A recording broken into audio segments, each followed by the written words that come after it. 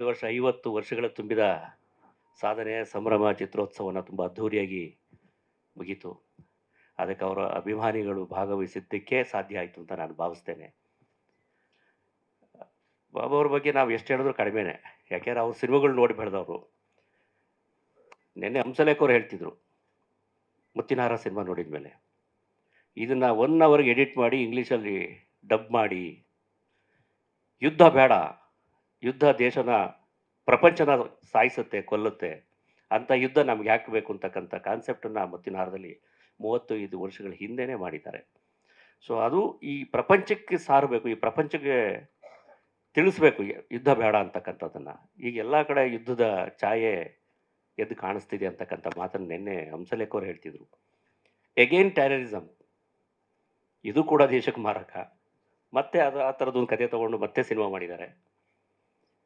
ಒಂದು ಕನ್ನಡದ ಹೆಗ್ಗಳಿಕೆ ಪ್ರತಿ ಹಂತದಲ್ಲಿ ಹೇಳ್ತಿರ್ತೀನಿ. ಇವರು ನೋಡಿ, 20 ನಿಮಿಷ ಕನ್ನಡದ ಬಹುತೇಕ ಕಲಾವಿದರು ಜೊತೆ ಬಂದು ಇವ್ರ ಮೇಲಿರ್ತಕ್ಕಂಥ ಪ್ರೀತಿಗೆ ಅಭಿನಯಿಸಿದ್ದಾರೆ ಅಂತಂದರೆ ಅದೊಂದು ದೊಡ್ಡ ಅಚೀವ್ಮೆಂಟ್ ಅಂತ ಅಂದ್ಕೋತೀನಿ. ಸೊ ಈ ಥರದ ನಿರ್ದೇಶಕರು ಇರಬೇಕು, ಆ ಥರದ ಕಲಾವಿದರು ಇರಬೇಕು ಚಿತ್ರರಂಗ ಬೆಳಿಬೇಕಾದ್ರೆ. ನಿಮಗೇನು ಗೊತ್ತಿಲ್ಲದಿರೋ ವಿಚಾರ ಏನಲ್ಲ. ಈಗ ದಾರಿಗೊಬ್ಬ ದಂಡನಾಯಕ ಆಗ್ಬಿಟ್ಟು ಅಣ್ಣವ್ರು ಹೋದ್ಮೇಲೆ ನಾನೇನು ಕಡಿಮೆ ಅಂತ ಮಾತಾಡೋದ್ರಲ್ಲೇ ನಾವು ಕಾಲ ವ್ಯಯ ಮಾಡ್ತಾಯಿದ್ದೀವಿ. ಅವಾಗವಾಗ ನಾವೆಲ್ಲರೂ ಕೂಡ ಮಾತಾಡ್ತಿರ್ತೀವಿ, ವರ್ಷಕ್ಕೊಂದು 2 ಸಿನಿಮಾ ಮಾಡ್ರಪ್ಪ ಅಂತ ಎಲ್ಲ ಕಲಾವಿದರಿಗೂ ಕೇಳ್ಕೊತಿರ್ತೀವಿ.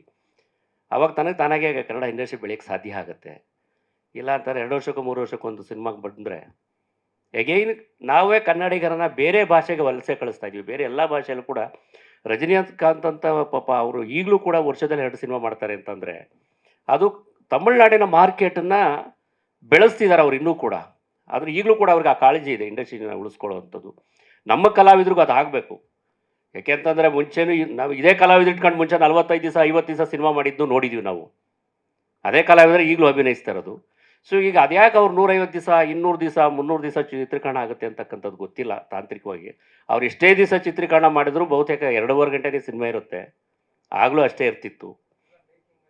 ಅಲ್ಲ, ಆಗಲೂ ಮೇಕಿಂಗ್ ಇರ್ತಿತ್ತು ಸರ್. ಆಗಲೂ ಸಕ್ಸಸ್ಫುಲ್ ರೇಟು ತಗೊಳ್ಳಿ, ಈಗಲೂ ಸಕ್ಸಸ್ಫುಲ್ ರೇಟ್ ತಗೊಳ್ಳಿ ಸರ್. ಅಲ್ಲ, ಆಗಲೂ ಸಕ್ಸಸ್ಫುಲ್ ರೇಟ್ ತಗೊಳ್ಳಿ. 45ರಿಂದ 60 ದಿವಸ ಚಿತ್ರೀಕರಣ ಮಾಡ್ತಿದ್ದಾಗ ಸಕ್ಸಸ್ಫುಲ್ ರೇಟು ತಗೊಳ್ರಿ. 30 ದಿವಸ ಅಲ್ಲ 365 ದಿವಸ ಸಿನಿಮಾ ಚಿತ್ರೀಕರಣ ಮಾಡ್ತಕ್ಕಂಥ ಸಕ್ಸಸ್ಫುಲ್ ರೇಟು ತಗೊಳ್ಳಿ. ಸುಮ್ಮನೆ ನಮಗೆ ನಾವೇ ಆತ್ಮಾವಲೋಕನ ಮಾಡ್ಕೊಳ್ಳೋಣ, ಬೇರೆಯವರು ವಿಮರ್ಶೆ ಮಾಡೋದು ಬೇಡ.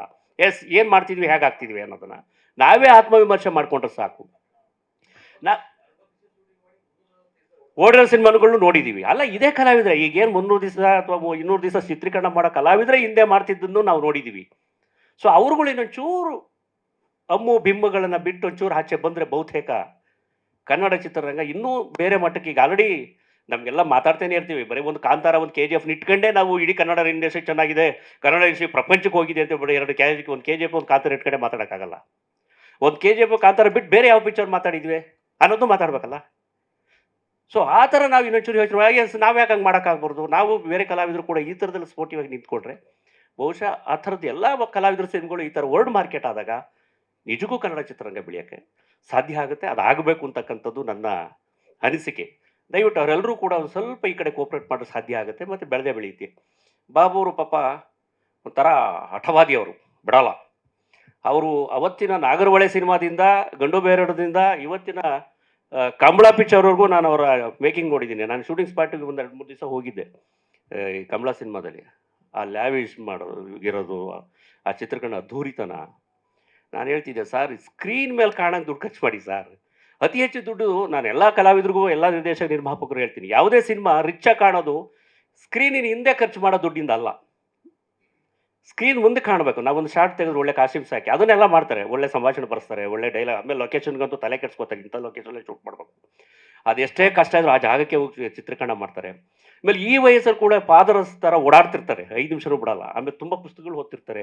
ಆಮೇಲೆ ಬೇರೆ ಬೇರೆ ಥರದ್ದು, ಅದು ಕನ್ನಡದ ಮಣ್ಣಿನ ವಾಸನೆಯ ಸಿನಿಮಾ ಮಾಡೋ ಅಂಥ ಆ ಹುಚ್ಚುತನ ಇದೆಯಲ್ಲ, ಅದು ಇವರೊಬ್ಬರಿಗೆ ಇರೋದು ನಾನು ಕಂಡಂಗೆ. ಪುಟ್ಟಣ್ಣ ಕಣಗಲ್ನ ಅವರು ನಿರ್ಗಮಿಸಿದ ಮೇಲೆ ಬಹುತೇಕ ಪರ್ಯಾಯವಾಗಿ ಅಲ್ಲಿ ಯಾರು ಸಿಗ್ತಾರೆ ಅಂತ ಅವತ್ತೇ ಹುಡುಕಾಟ ಮಾಡಿದ್ದಾಗ ಸಿಕ್ಕಿದ್ದು ಇವ್ರು ಒಬ್ಬರೇ. ಈಗಲೂ ಸದ್ಯಕ್ಕೆ ಆ ಜಾಗ ತುಂಬಿಸಿರೋರು ಒಬ್ಬರೇ. ಈಗ ಇವ್ರ ಜಾಗಕ್ಕೆ ಇನ್ಯಾರು ಪರಿಹಾರ ಅಥವಾ ಪರ್ಯಾಯ ಅಂತ ಹುಡುಕಿದ್ರೆ ಬಹುತೇಕ ನಮ್ಮ ಕಣ್ಣಿಗೆ ಯಾರೂ ಸಿಗ್ತಿಲ್ಲ. ಬಹುತೇಕ ನನಗೆ ಗೊತ್ತಾಗ್ತಿಲ್ಲ ಯಾರು ಇದ್ದಾರಂತ. ಯಾರಾಗ ಗೊತ್ತಿದ್ರೆ ದಯವಿಟ್ಟು ಸಜೆಸ್ಟ್ ಮಾಡಿ ತಿಳ್ಕೊತೀನಿ. ನನಗೂ ಇವ್ರಿಗೆ ಈ ಥರ ಕನ್ನಡದ ಬಗ್ಗೆ ಕಾಳಜಿ ಇಟ್ಕೊಂಡು, ಕನ್ನಡದ ಮಣ್ಣಿನ ಭಾಷೆ ಸಿನಿಮಾಗಳನ್ನ ಇಟ್ಕೊಂಡು ಈ ಸಿನಿಮಾ ಮಾಡೋ ಇದಿದೆ, ಅವ್ರ ಗಟ್ಸ್ ಇದೆ ಅಂತಕ್ಕಂಥದ್ದು ನಾವು ಯೋಚಿಸ್ಬೋದು. ಬಟ್ ಈಗ ಒಂದು ಸಿನಿಮಾ ಮಾಡಿದ್ದಾರೆ, ಈಗ 2 ಸಿನಿಮಾ ಬಿಡುಗಡೆ ರೆಡಿ ಇದೆ, ಇನ್ನೂ ಒಂದು ಸಿನಿಮಾ ಸ್ಕ್ರಿಪ್ಟ್ ಹಂತದಲ್ಲಿದೆ, ಅದರದಲ್ಲೂ ಬ್ಯುಸಿ ಇದ್ದಾರೆ. ಅವ್ರಿಗೆ ಒಳ್ಳೇದಾಗಲಿ, 100 ಕಾಲ ನಮ್ಮ ಜೊತೆಲಿರಲಿ. ಈ ಥರದ ಸಾಮಾಜಿಕವಾಗಿ ಸಮಾಜವನ್ನು ತಿದ್ದುವ ಸಿನಿಮಾಗಳನ್ನ ನಿರಂತರವಾಗಿ ಮಾಡ್ಕೊಂಡು ಬಂದಿದ್ದಾರೆ. ಒಂದು ಹೂವಣ್ಣ ಅಂತ ಸಿನಿಮಾವನ್ನು ಮಾಡಿದಾಗಲೂ ನಾವು ನೋಡಿದ್ದೀವಿ. ಅವರು ಎಲ್ಲ ಸಿನಿಮಾದಲ್ಲೂ ಕೂಡ ಒಂದು ಸಾಮಾಜಿಕವಾಗಿ ಏನಾದರೂ ತಿದ್ದಲಿಕ್ಕೆ ಒಂದು, ಯಾಕೆಂದರೆ ನಮಗೆಲ್ರಿಗೂ ಗೊತ್ತೇ ಇದು ಸಿನಿಮಾ ಒಂದು ಪವರ್ಫುಲ್ ಮೀಡಿಯಾ ಅಂತ.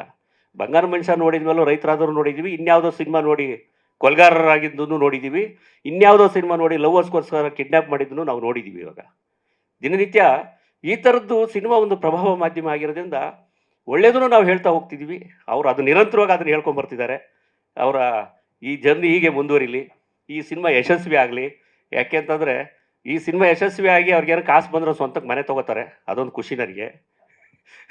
ಯಾಕೆಂದರೆ ತುಂಬ ಸತಿ ನಾವೀಗ ಯಾವುದೋ ಗಂಧದ ಗುಡಿ ಅಂತ ಮಾಡ್ಕೊಂಡು ಓಡಾಡ್ತಿರ್ತೀವಿ.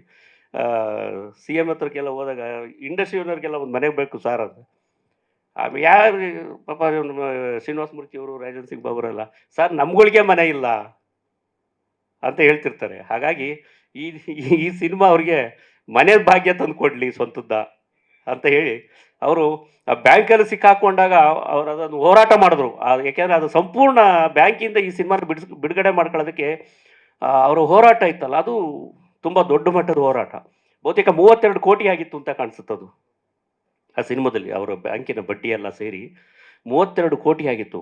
ಕೊನೆಗೆ ಯಾರೆಂದೆಲ್ಲ ಇನ್ಫ್ಲೂಯೆನ್ಸ್ ಮಾಡಿ ಅದಕ್ಕೇನೋ ಕಾನೂನಿನ ತೊಡಕುಗಳನ್ನ ನಿಭಾಯಿಸಿ ಕೊನೆಗೆ ಅವ್ರ ಹಣ ಕಟ್ಟಿ ಅಲ್ಲಿಂದ ಬಿಡುಗಡೆ ಮಾಡ್ಕೊಂಡು ತಂದು ಈಗ ಸಿನಿಮಾನ ರೆಡಿ ಮಾಡಿ. ಅಂದರೆ ಅವ್ರಿಗೆ ಆ ಸಿನಿಮಾಲ ಈಗ ಅದೇ ದುಡ್ಡನ್ನ, ಅಯ್ಯೋ ನಾವು ಬೇರೆ ನಿರ್ಮಾಪಕರನ್ನ ನಾನು ಇವ್ರ ಜೊತೆಗೆ ಓಲೈಸಿ ನೋಡಿದ್ರೆ ಬೇರೆ ನಿರ್ಮಾಪಕ ಯಾವ್ದು ಆಲ್ರೆಡಿ ತೋಪಾಯ್ತು ಬಿಡ ಅದು ಏನಾರು ಮಾಡ್ಕೊಳ್ಳಿ ಬಿಟ್ಟಾಕ್ಬಿಟ್ಟು ನಾವು ಬೇರೆ ಇನ್ನೊಂದು ಸಿನಿಮಾ ಮಾಡೋಣ ಅಥವಾ ಇನ್ನೇನೋ ಬಿಸ್ನೆಸ್ ಮಾಡೋಣ ಅಂತ ಹೇಳ್ತಾ ಮಾಡ್ತಾರೆ. ಆದರೆ ಇವ್ರು ಅದಲ್ಲ, ಅವ್ರು ನನ್ನ ಕೂಸೋದು, ಅದ್ರ ಮೇಲೆ ಪ್ರೀತಿ ಇದೆ, ಅದನ್ನು ಏನಾರು ಮಾಡಿ ನಾನು ಆಚೆ ತರಲೇಬೇಕು ಅನ್ನೋ ಒಂದು ಹೋರಾಟ ಇದೆಯಲ್ಲ, ಅದು ದೊಡ್ಡತನ. ಅದು ಅದನ್ನೆಲ್ಲ ಕ್ಲಿಯರ್ ಮಾಡಿ ಈಗ ಒಂದು ಸಿನಿಮಾ ತಿರ್ಗಿ, ಯಾಕೆಂದರೆ ಇದು ನೆಗೆಟಿವ್ನಲ್ಲಿ ಇದ್ದದನ್ನು ಡಿಜಿಟಲ್ ಮಾಡಿಸಿ, ತಿರ್ಗಾ DI ಮಾಡಿಸಿ, ಸೌಂಡ್ ಮಾಡಿಸಿ, ಮತ್ತು ಎಗೈನು ಪೋಸ್ಟ್ ಪ್ರೊಡಕ್ಷನ್ ಎಂಟೈರ್ ಪ್ರೊಡಕ್ಷನ್ಸು ತಿರ್ಗಾ ಹೊಸ ಆಯಾಮದಲ್ಲೇ ಆರಂಭ ಆಗಿದ್ದು, ಹೊಸ ಟ್ರಾವೆಲರ್ ಅದು ಎಗೈನು. ಸೊ ಮಾಡಿ ಇವತ್ತು ಸಿನಿಮಾ ತರಕ್ಕೆ ಹೊರಟಿದ್ದಾರೆ. ಒಳ್ಳೆಯದಾಗಲಿ. ಈ ಸಿನಿಮಾ ಇಷ್ಟೇ ನನ್ನ ತಾಯಿ ಭುವನೇಶ್ವರಿಗೆ ಬೇಡ್ಕೊಳ್ಳೋದು, ಈ ಸಿನಿಮಾ ಅವ್ರಿಗೆ ಮನೆ ಭಾಗ್ಯ ತಂದು ಕೊಡಲಿ ಅಂತ. ಧನ್ಯವಾದಗಳು. ಇಂಟ್ರೆಸ್ಟಿಂಗ್ ಮತ್ತು ಇನ್ಫಾರ್ಮೇಟಿವ್ ವಿಡಿಯೋಗಳನ್ನ ಮಿಸ್ ಮಾಡ್ಕೋಬೇಡಿ. ಈಗಲೇ ಸಬ್ಸ್ಕ್ರೈಬ್ ಮಾಡಿ.